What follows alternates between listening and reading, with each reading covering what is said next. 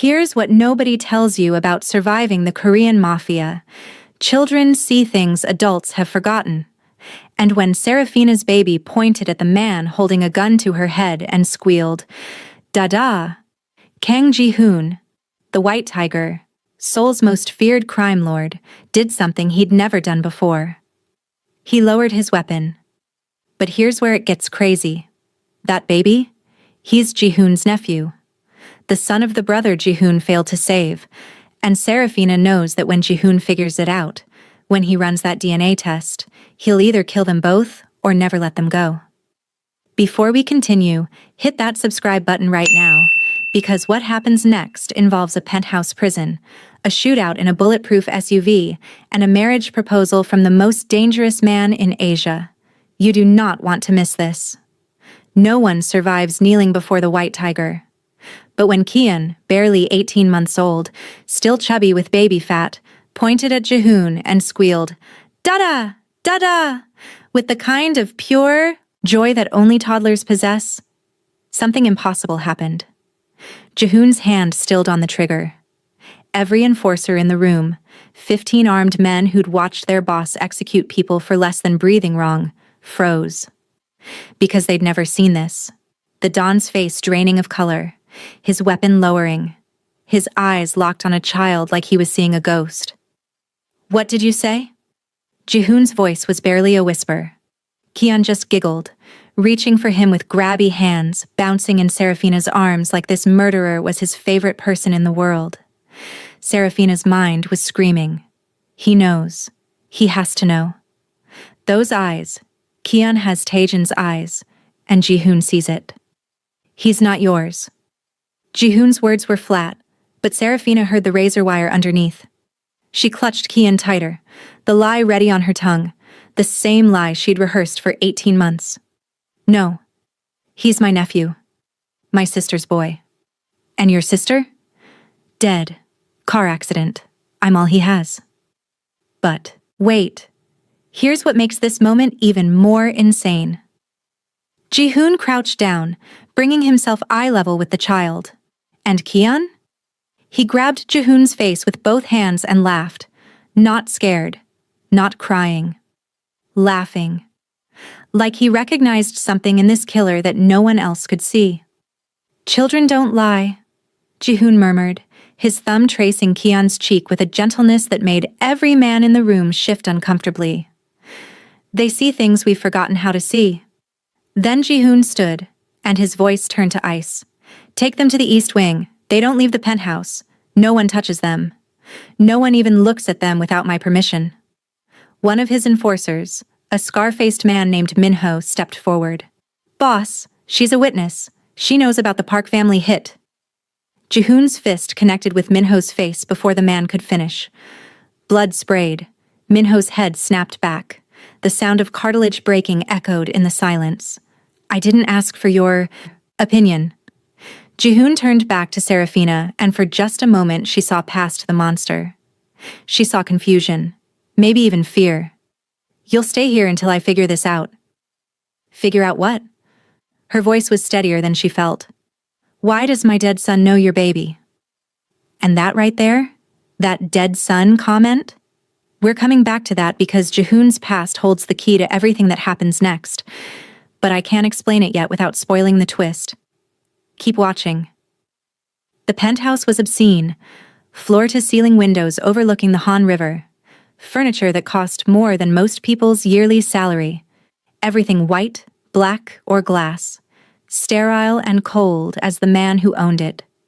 Serafina had been given the East Wing, a bedroom the size of her old apartment, a bathroom with a tub deep enough to drown in, and a nursery that appeared overnight, fully stocked with everything a baby could need.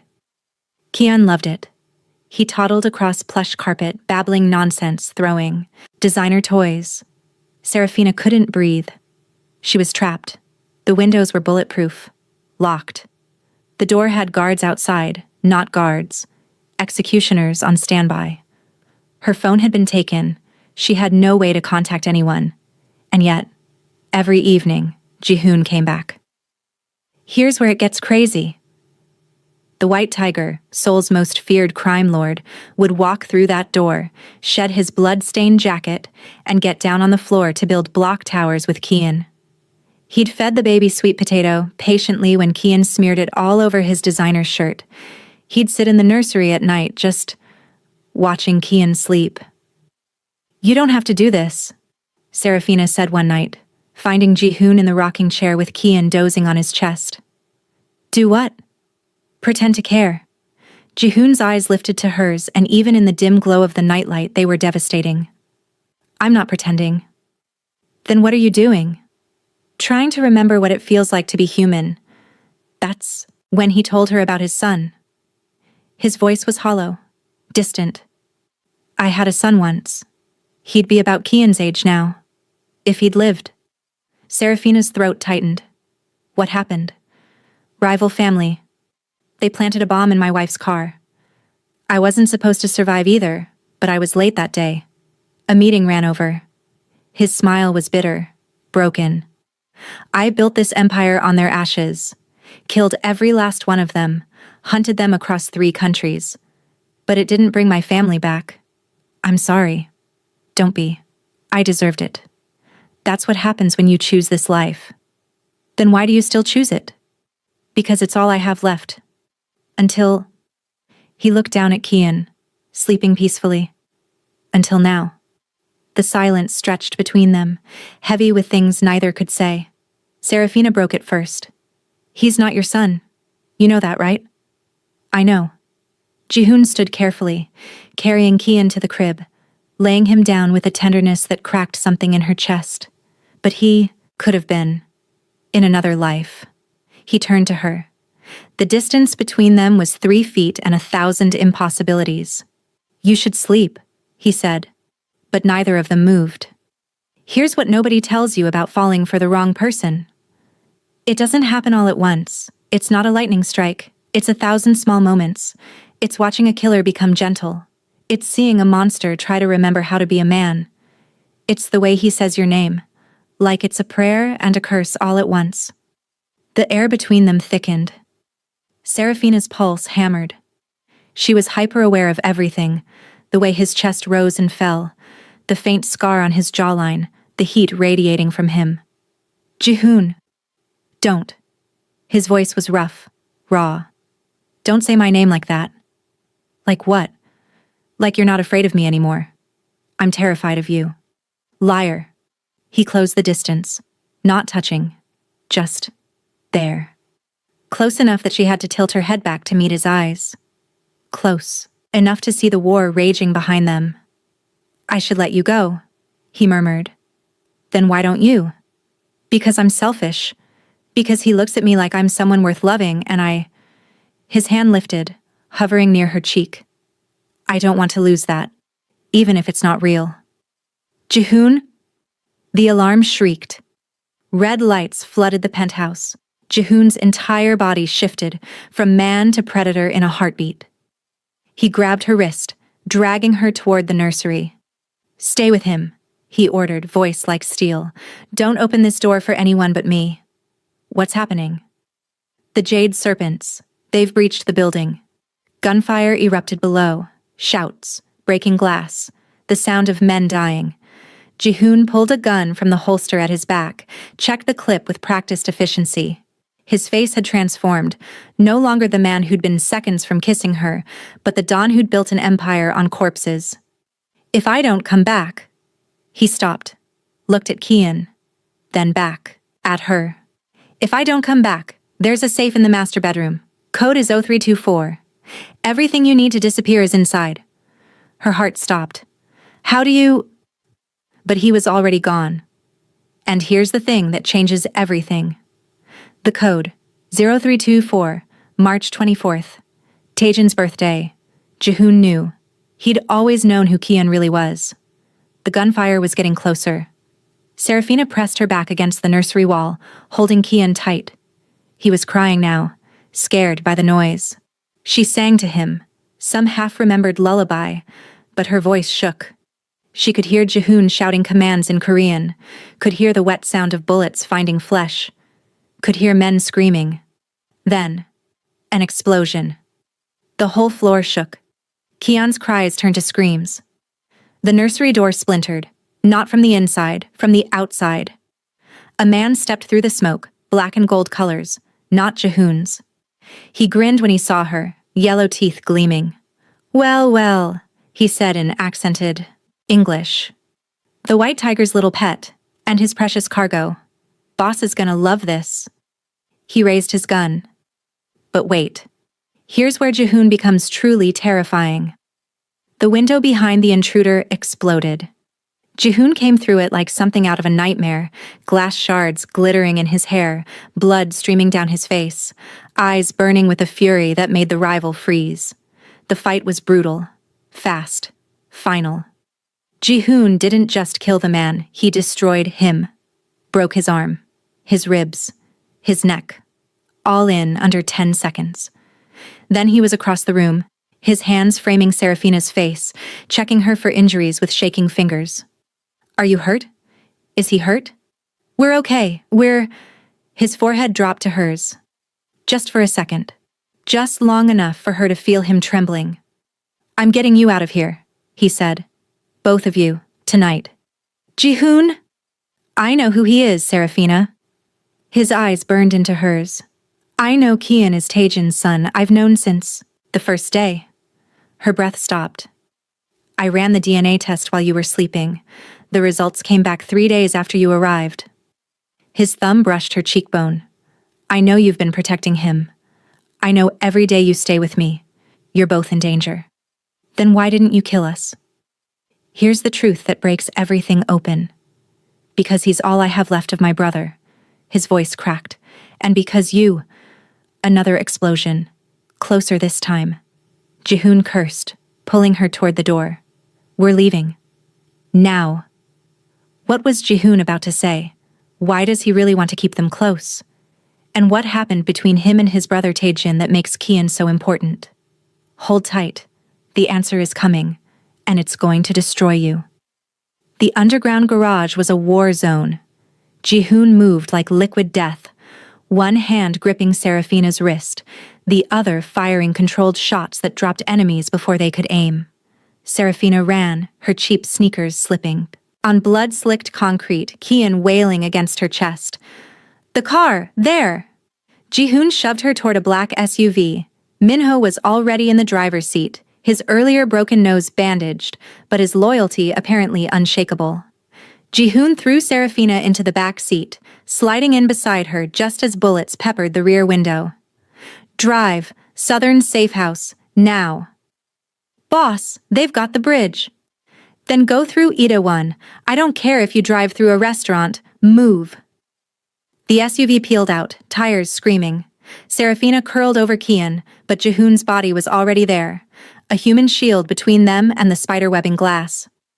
"Stay down," he ordered, his weight pressing her into the seat. She could feel his heart hammering, smell the copper smoke mixture of violence on his skin. The SUV swerved violently, tires squealed. Kian's cries softened to hiccups. And here's what makes this moment unbearable. Serafina realized Jihoon would die for them, without hesitation, without question. This man, this monster, had wrapped himself around them like armor, and he'd let bullets tear through him before he'd let them touch his brother's son. Who were they? She gasped against his shoulder. "Jade serpents. Chinese syndicate." His jaw was granite. "They've been trying to take my territory for months. Someone told them about Kian." Her blood turned to ice. How would they know? "I don't know. But if they know he's Taejin's son, they know he's leverage." His arms tightened around her. "They'll never stop hunting him." "Then we run. We disappear. You said you had passports? You think I'd let you go alone?" Jihoon pulled back just enough to look at her. His face inches away, his eyes blazing. "You think I'd hand you cash and watch you walk into a world that will eat you alive? You barely know us." "I know enough." His hand cupped the back of Kian's head, so gentle it shattered her. "I know he's my blood. I know you've kept him safe when you had every reason to abandon him. And I know..." His voice dropped. rough and raw. I know I haven't felt this alive in 3 years. The SUV hit a pothole. They jolted together, and suddenly his mouth was a breath from hers, his pupils blown wide. Jihoon? Boss! Minho's shout shattered the moment. We're clear. No tails. Jihoon pulled back, his control slamming down like a prison door. How long to the safe house? 20 minutes. Make it 10. The safe house was a traditional hanok hidden in the mountains, all sliding doors, heated floors, and paper lanterns glowing like fireflies. It was the opposite of the sterile penthouse. It felt human. Serafina bathed Kian in a wooden tub while Jihoon stood guard, phone pressed to his ear, barking orders. She caught fragments. Double the perimeter, find the leak, I want names by dawn. When she emerged with Kian wrapped in a towel, Jihoon had shed his jacket. His turtleneck clung to his frame, and there was a fresh cut above his eyebrow. Let me, she said, nodding to the first aid kit.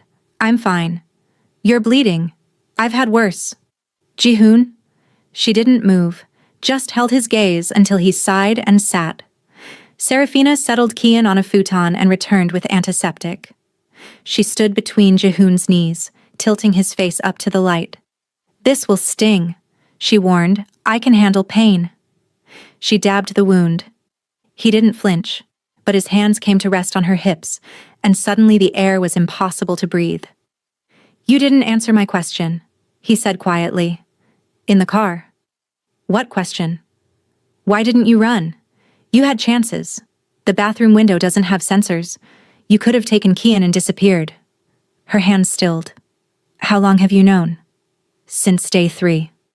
His thumbs traced small circles against her hip bones. I wanted to see what you'd do. If you'd try to escape. If you'd betray me. And? You stayed. You let me hold him. You let me. He swallowed. Hard. You let me pretend I wasn't a monster. Here's the moment everything changes. Serafina set down the antiseptic, her hands shaking. Jihoon, you can't. We can't. I know. But he didn't let go. I know this is insane. I know I've kidnapped you, terrorized you, dragged you into a war. I know I'm the last man on earth you should trust. Then why won't you let me go? His eyes met hers, and the raw hunger in them nearly knocked her over. Because you look at me like I'm more than the white tiger. Because Kian laughs when I make stupid faces. Because for the first time since I lost my family, I woke up and didn't wish I'd died instead of them. Her hands moved on their own, framing his face, feeling the rough stubble, the sharp angle of his jaw. This is crazy. I know. You're a criminal. I know. I should hate you. You should. His hand slid up her back, pulling her closer. Do you? I don't know what I feel, but it's not hate. He made a sound, low in his throat, half groan, half surrender. Serafina. Don't, she whispered. Don't say something you'll regret. The only thing I regret is not finding you sooner. And then he kissed her. It wasn't soft. It wasn't gentle. It was 3 years of grief and rage and loneliness exploding into something that tasted like desperation and felt like drowning. His mouth claimed hers like he was starving, and she kissed him back, like she'd forgotten how to breathe any other way. Her fingers tangled in his hair. His hands gripped her waist hard enough to bruise. She gasped, and he deepened the kiss, swallowing her moan. When they finally broke apart, both panting, his forehead pressed to hers. Tell me to stop, he rasped. I can't. Tell me this is wrong. It is. Then why does it feel like the only thing I've done right in years? She didn't have an answer, so she kissed him again. But here's what they don't know. Outside, in the darkness, someone was watching. Someone who'd followed them from Seoul. Someone who knew exactly what Kian was worth. The war wasn't over. It was just beginning. They didn't sleep that night. Jihoon carried Kian to the bedroom, tucking him in with a tenderness that made Serafina ache. Then he returned to the main room, where she sat by the fire. I need to tell you something, he said, sitting beside her. Not touching, but close. About Taejin. Her heart kicked. What about him? He called me the night he died. Jihoon's voice was hollow. I was in a meeting. I didn't answer. By the time I called back, he was already gone. He pulled out his phone with shaking hands and played the voicemail. Taejin's voice crackled through. Hyung, if you're hearing this, I'm probably dead. I fell in love with the wrong person, got mixed up in the wrong deal. But I need you to promise me something. There's a baby. My son. Kian. I hid him with someone good. If anything happens to me, find him. Keep him safe. Don't let him grow up in this world. Please, Hyung. The voicemail ended. Seraphina's vision blurred. He never told me he called you. He didn't tell me about you either. Just that he'd hidden his son somewhere safe. Jihoon pocketed the phone. I searched for months, hired investigators, but I couldn't find Kian. I thought maybe Taejin was delirious, that I'd failed him one last time. Until Kian called you Dada. Until he looked at me with Taejin's eyes. Jihoon's voice cracked. And you kept your promise. You raised him alone, with no money, no support, no safety net. You could have given him up, but you didn't. I loved Taejin, she said thickly. He was my best friend. When he showed up at my door with a baby, bleeding and terrified, he begged me to hide Kian, to never tell anyone. He said, her voice broke. He said the only person he trusted was dead, so I was all he had left. That person was me. I know that now. Jihoon reached for her hand. I'm not letting you go. Either of you. You're mine now. Jihoon! Marry me. The world stopped. What? Marry me, he repeated, dead serious. Not because I own you, but because I'm in love with you, and I need the world to know that if they touch you or Kian, they're declaring war on me personally. You barely know me. I know you're brave. I know you're loyal. I know you make terrible jokes when you're nervous and hum to Kian when he can't sleep. He cupped her face. I know I don't deserve you, but I'll spend the rest of my life trying to. This is insane. So is everything about us. Despite everything, she laughed. You're ridiculous. Is that a yes? It's an, I'll think about it. I'll take it. He kissed her forehead. I'll take anything you give me. 6 months later, New Zealand. The cottage overlooked the ocean, somewhere remote where neighbors were miles away and no one asked questions. Seraphina stood on the porch, watching Jihoon chase Kian through the grass. The boy was running now, his laughter bright and wild. Dada, faster! Kian shrieked. I'm trying. You're too fast. Seraphina smiled, her hand drifting to her stomach, where a new secret was just beginning. She hadn't told him yet. Jihoon had kept his promise. He'd walked away from the empire, handed everything to Minho, erased their identities. They'd started over. Some nights, he still woke gasping. Some days, he stared at the horizon like he expected ghosts. But every morning, he kissed her awake. Every evening, he read Kian bedtime stories. He was healing. They all were. Jihoon caught Kian and spun him, then looked across the yard at Seraphina. The love in his eyes made her breath catch. He'd kept his promise. All of them. Mama, come play. I'm coming. She descended the steps and Jihoon met her halfway, pulling her into a hug that smelled like salt air and home. Thank you, he murmured. For what? For saving me. I think we saved each other. As the sun set, Seraphina thought about Taejin. Thank you for trusting me, for giving me this family. Come on, Jihoon said. Let's go home. And they did. And that is how the Korean Mafia Don found his family.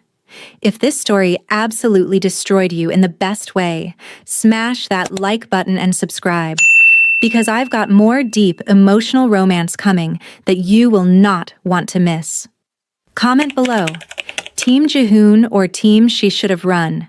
And what should I do next? More Mafia romance? Enemies to lovers? Forbidden love? Let me know. Until next time, stay romantic, stay wild, and remember, sometimes the most dangerous man is the one who learns how to love.